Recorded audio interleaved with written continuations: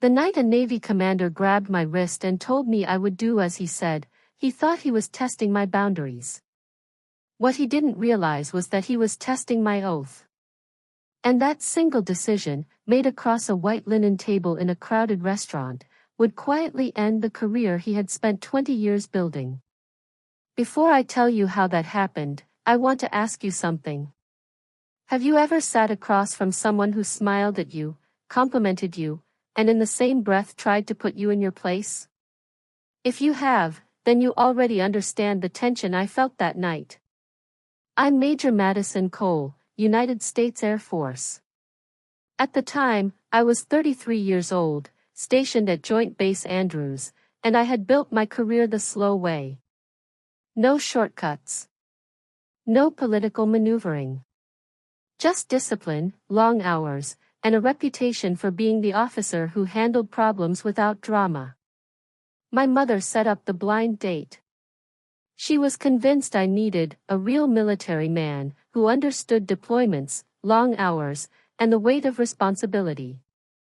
The man in question was Commander Daniel Whitmore, United States Navy, surface warfare officer, recently back from a deployment in the Mediterranean. On paper, he looked perfect. Distinguished record. Clean evaluations. On track for captain. My mother called him stable. Established. The kind of man who could match me. I agreed mostly to end the conversation. I should have trusted my instincts. I walked into Ventana Grill at exactly 18:30 hours, still in my service dress because I'd come straight from a joint logistics briefing that ran late. The restaurant was warm, dimly lit, packed with Friday night couples leaning close over wine glasses. He was already seated. He didn't stand when I approached. He looked at my oak leaves first, then at my face. Assessment. Calculation. You're cutting it close, he said, glancing at his watch. It was 18:31. I smiled politely and sat down. Within 5 minutes, I understood the tone he intended to set. He ordered bourbon for himself and told the server I'd have white wine. I corrected him calmly. Sparkling water with lime. He gave me a look that was half amused, half irritated, as if I'd disrupted an expectation. The conversation felt less like a date and more like a performance review. He spoke about his deployments in declarative statements, emphasizing command decisions, life or death authority, the burden of leadership. When I mentioned coordinating multi-service logistics during a Pacific exercise, he smiled thinly and called it staff support. He said joint assignments dilute real command presence. I responded evenly that cross-service integration is what wins modern conflicts. He interrupted. Reframed. Redirected the conversation back to himself. Every anecdote ended with his authority affirmed. Every opinion he offered was delivered as conclusion, not discussion. Then came the subtle language. He called the waitress sweetheart. Then he called me the same. It was casual enough to be dismissed, deliberate enough to be noted. When the food arrived, he had ordered salmon for me without asking. You look like you'd pick salmon, he said. Healthy. Controlled. I told him I would have preferred the chicken.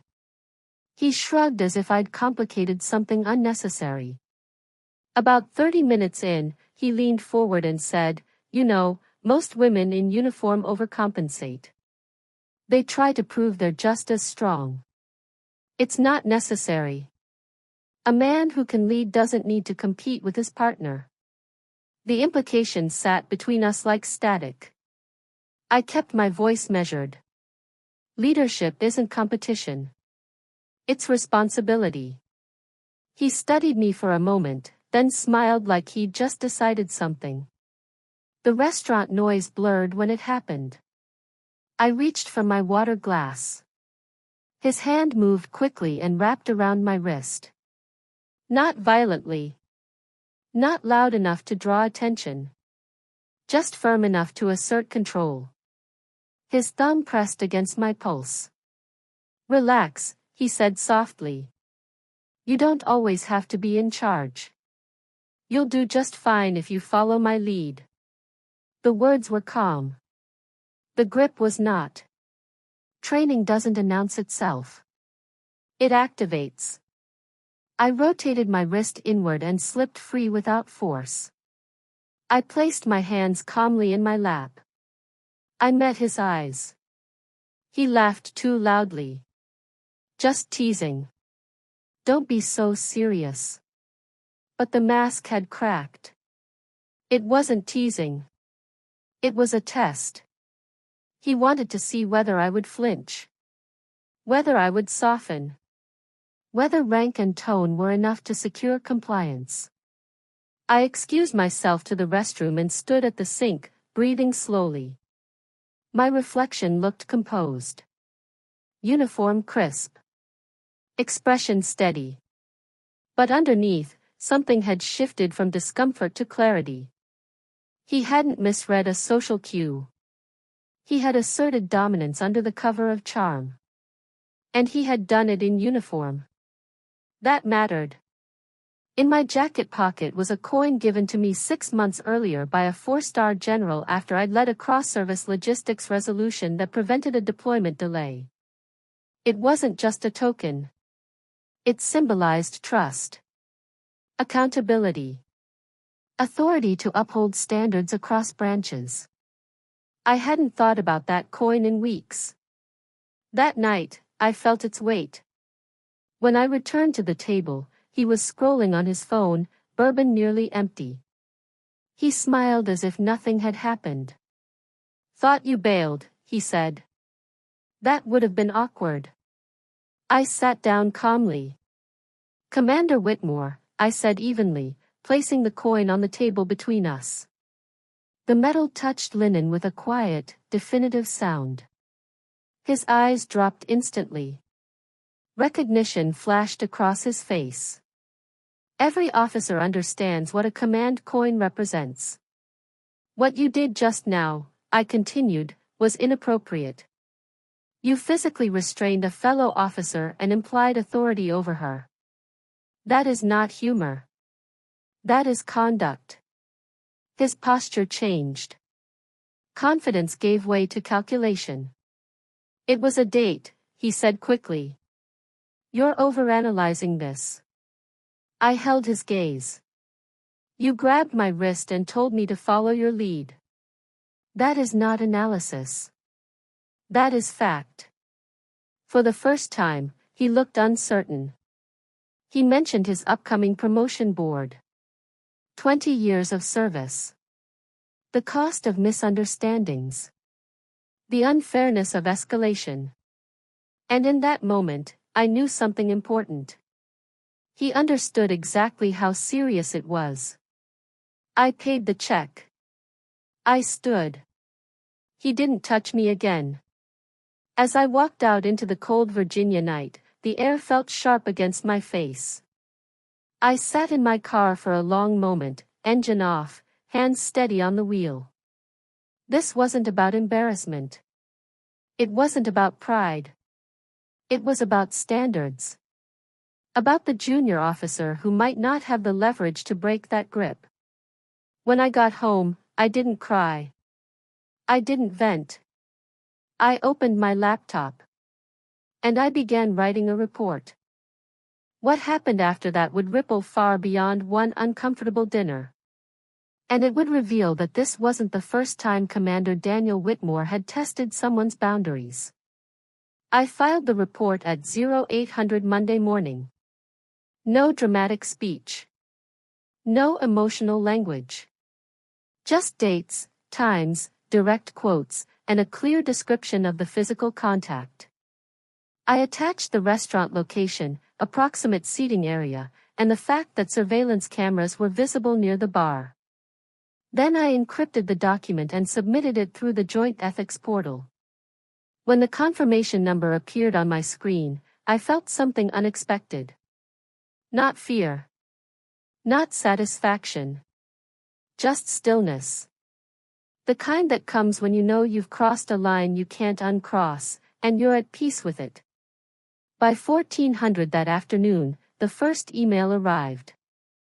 Lieutenant Commander Rachel Morgan, Navy JAG, assigned as preliminary investigator. Professional. Direct. She requested an interview within 72 hours. I responded immediately. Thursday at 13:30. The machine had started moving. What I didn't anticipate was how quickly the social pressure would follow. My mother called that evening. Madison, Daniel's mother, reached out to me. She said there's some kind of formal complaint.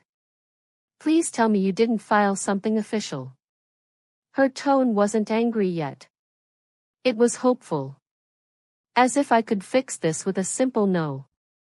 I filed a factual report, I said calmly. For what? For being too forward? Honey, he's a commander. Do you know what this could do to him? I stared out my apartment window at the dark parking lot below.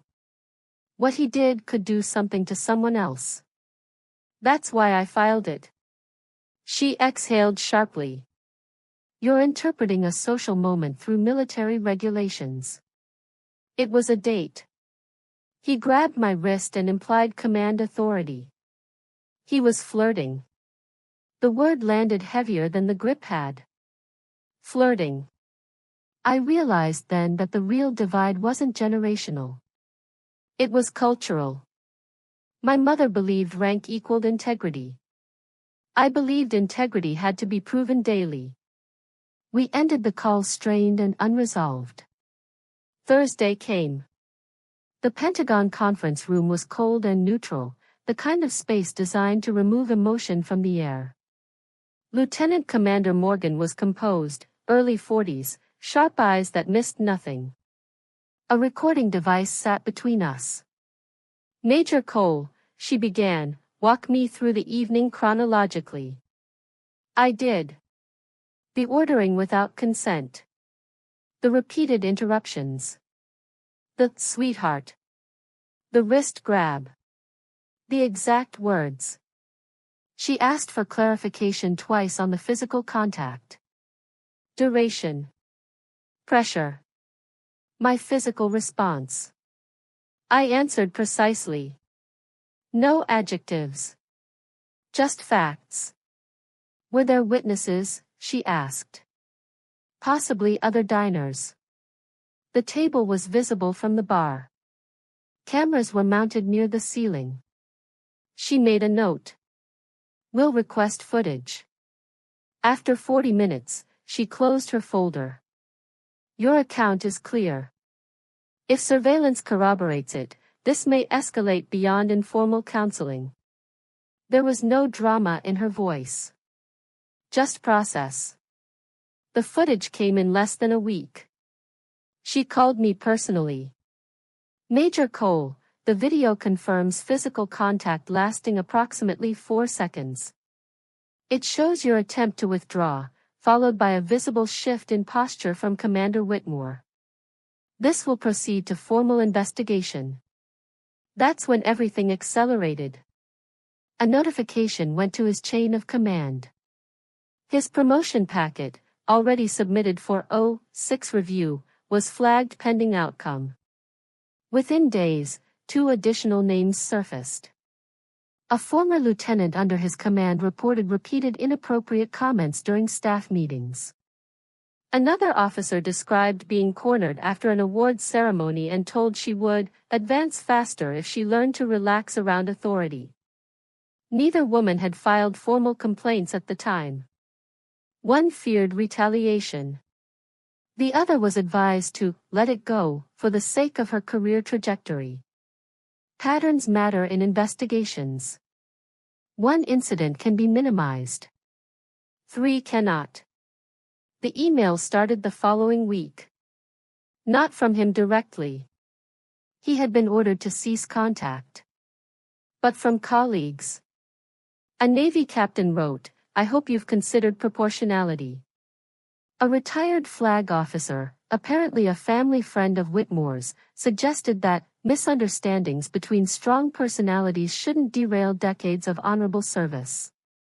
I forwarded each message to Lieutenant Commander Morgan without responding. Then Whitmore made a mistake. He emailed me from a personal account. The message was long and uneven. It shifted tone repeatedly. First apology.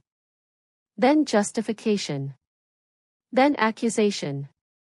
He claimed he had been nervous. Said I misread his confidence as aggression. Said I was jeopardizing not just his career, but his sailors' morale. The final paragraph read, "If you're this sensitive, maybe joint leadership isn't the right environment for you." I forwarded it immediately. Within an hour, Lieutenant Commander Morgan replied. "This is a direct violation of no contact instructions. It will be added to the case file." The shift after that was tangible. The tone of the investigation changed from evaluative to corrective. His defense team attempted to frame the contact as momentary and non-threatening. The surveillance video, however, told a cleaner story. It showed deliberate grip, resistance, and his delayed release. It showed him leaning forward afterward in a posture investigators described as assertive dominance. Those were their words, not mine. Meanwhile, the rumor cycle on base intensified. I heard fragments through colleagues. A female major filed against a commander. Must have been messy. Career suicide, if it backfires. My closest friend, Captain Laura Kim, dropped by one evening with Thai takeout and a blunt summary. Half the room thinks you're brave. The other half thinks you escalated. The important half is watching quietly. Important half? I asked. The ones who decide promotion boards. I understood the implication. This could cost me too. Reputation in the military is currency. Being labeled difficult or litigious can stall a trajectory. I had to trust that integrity still counted for something. 2 weeks later, Lieutenant Commander Morgan requested a final interview. The findings were complete. We sat in the same cold conference room. She outlined the conclusion with measured precision. The investigation determined that Commander Daniel Whitmore engaged in conduct unbecoming an officer through repeated boundary violations, gender-based inappropriate remarks, and misuse of perceived authority. Your incident served as the triggering event that revealed a broader pattern. I absorbed the words without outward reaction. His promotion to O6 has been suspended pending board review. Administrative action is forthcoming. What does that mean in practical terms? I asked. It means his upward path is effectively halted. The review board will determine whether he remains in service at current rank or is recommended for early retirement. There was no triumph in the room. No cinematic satisfaction. Just consequence. When I left the Pentagon that afternoon, I walked past rows of portraits honoring decades of leadership. I thought about how many stories had never been told. How many incidents had been swallowed in silence because reporting felt too risky. My case wasn't special. It was documented. My mother called again that night. Her voice was quieter. I heard more women came forward. Yes. A long pause. I didn't know. I know. She didn't apologize yet. But something had shifted. A month later, the board's decision came down. Formal reprimand. Removal from leadership pipeline. Mandatory counseling. His captain promotion permanently withdrawn. Given the terms, he chose early retirement. Just like that, 20 years ended not with ceremony, but paperwork. When Lieutenant Commander Morgan informed me, she added one more sentence. Major Cole, your professionalism throughout this process has been noted. That matters. After we hung up, I sat in silence for several minutes.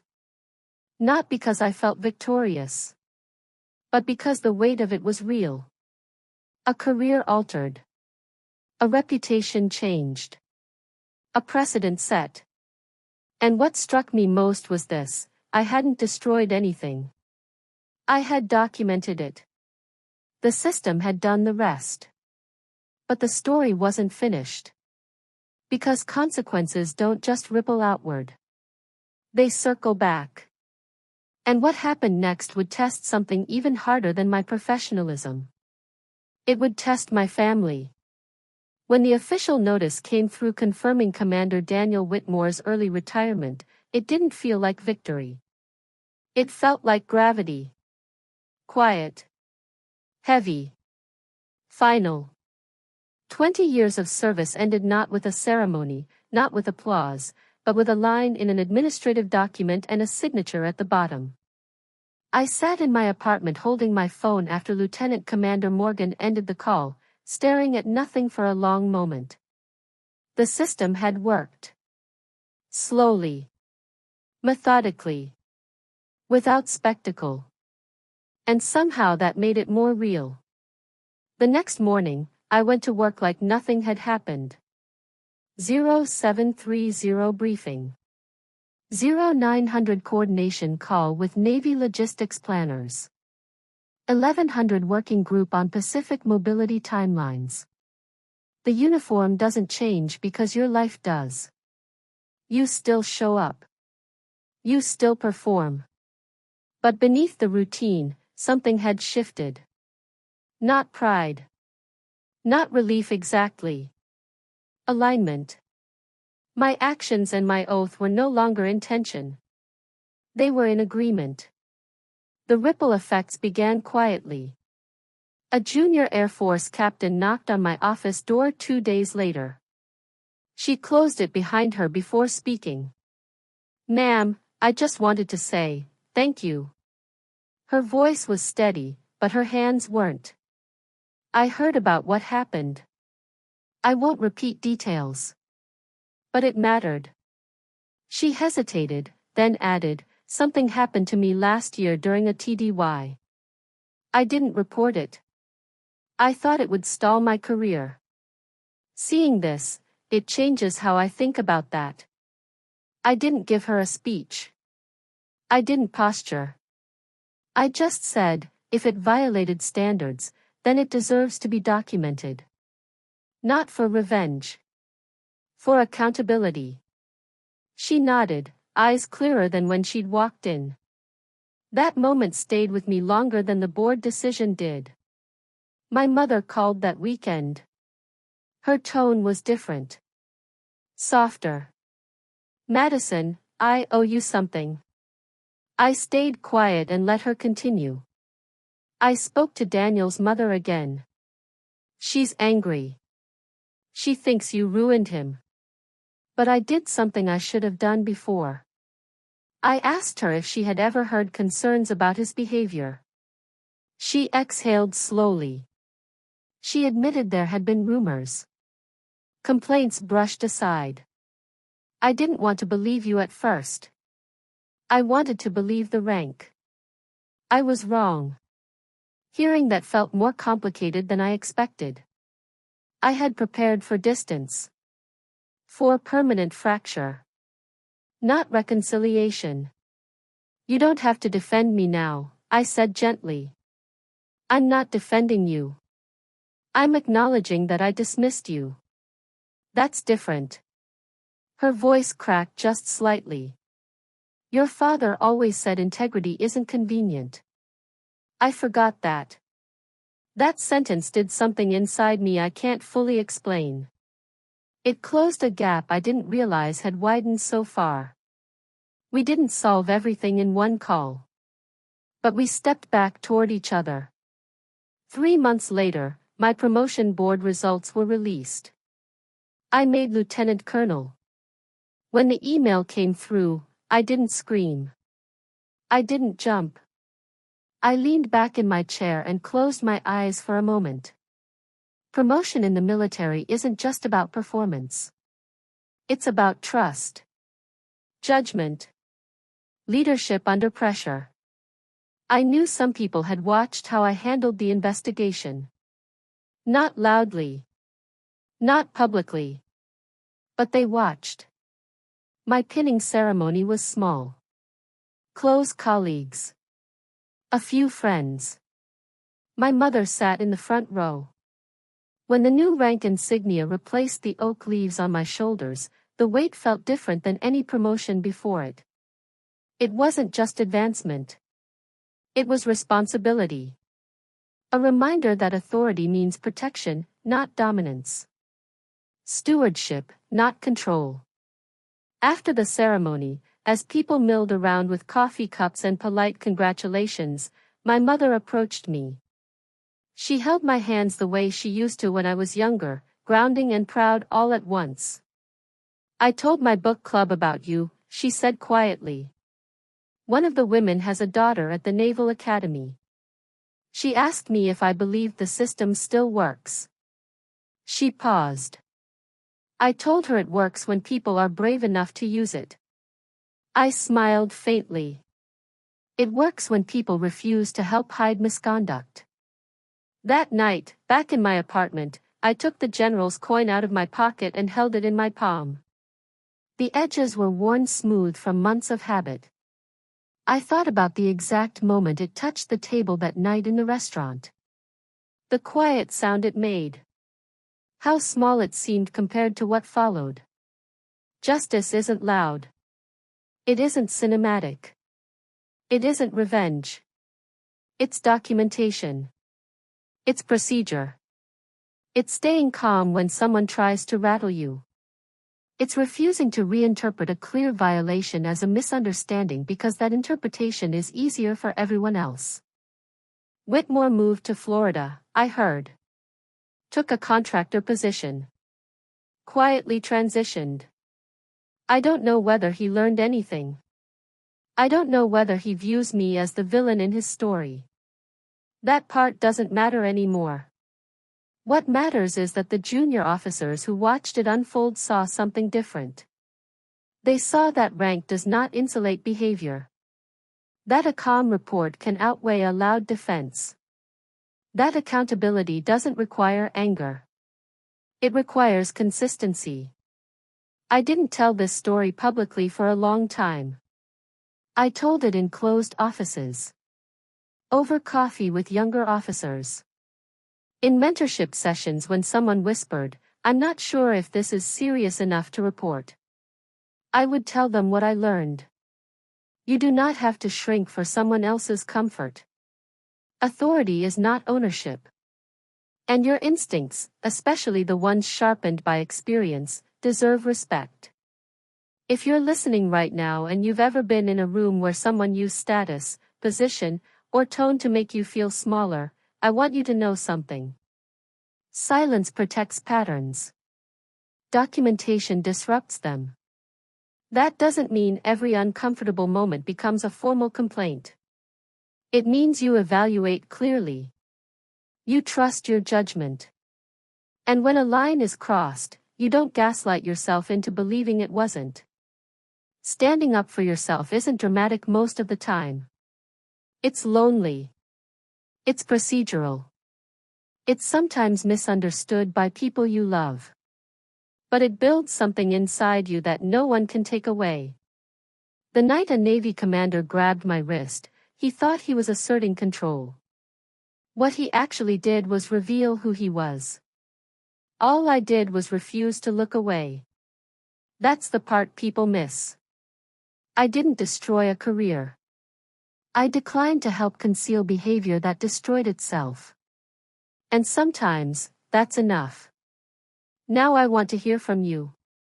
Have you ever had to decide between staying quiet and protecting your peace, or speaking up and risking everything? What did it cost you? What did it protect? Drop your story in the comments. If this resonated with you, hit like so more people see it, and subscribe for more real conversations about boundaries, leadership, and refusing to shrink for anyone. Your voice matters more than you think.